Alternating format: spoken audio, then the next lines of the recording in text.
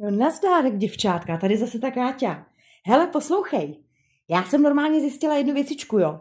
Kromě toho, že teda jsem napsala ty e-knihy a audio, to je jedno, teďka to vůbec není důležitý. Já když jako nahrávám nějaký ten cokoliv, tak ono to vypadá, že se u toho zadechávám, protože mám nějaký astma. Jenomže jak já mám to ADHDčko a chci to říct strašně rychle, tak mě tam jezdí ty myšlenky a já jako těma výdechama a nádechama normálně jak to mám říct, rozděluju v mozku prostě, abych jako šla jenom jedním směrem. To je jako pes, když dechá na hlas, nedechá na hlas, ale když má otevřenou hubu a má vyplázlý jazyk, tak on prej, že se potí, že prej tím jako dává ven ten.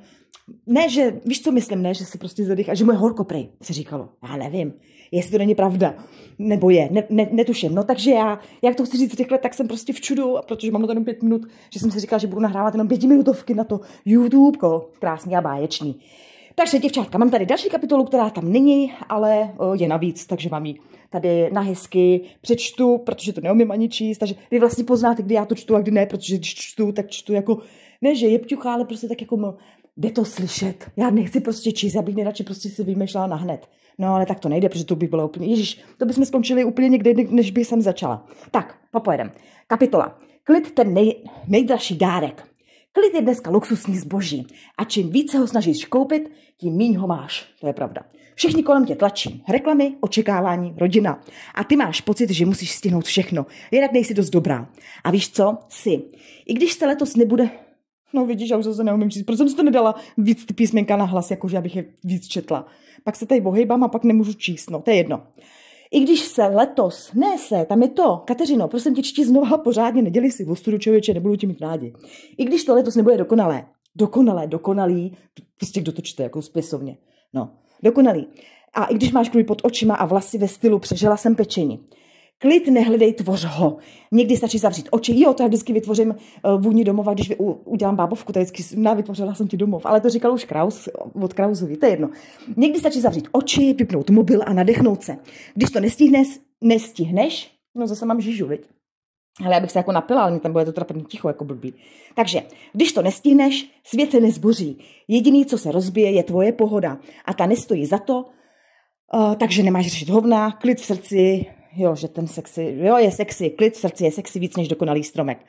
No jo, no, stromeček už bych mohla stavět, že jo. Tak, závěr. Já jsem tam neměla žádnou zásadu a žádný závěr. Počkej, tak to jsem posrala.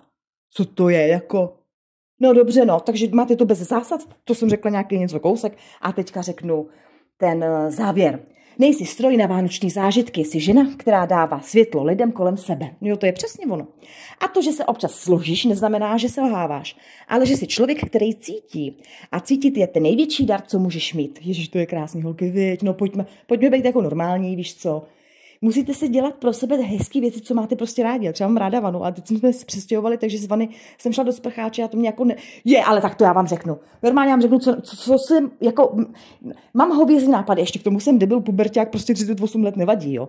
No prostě my máme jako teďka sprchový kout, no a ta koupelna je zbytečně velká, takže jako jsem řekla starýmu, jestli by mladýmu, on je mladý, jestli by mi udělal vanu a on jako šikovný, on jako ji udělá, ale musím se ptát pronajímatele, protože jsme v pronájmu, ale to je jedno.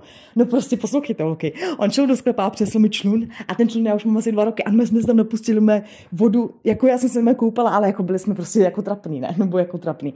Vzala jsem sprchu, jsem tam napustila, prostě měla jsem vanu ve člunu, no bože.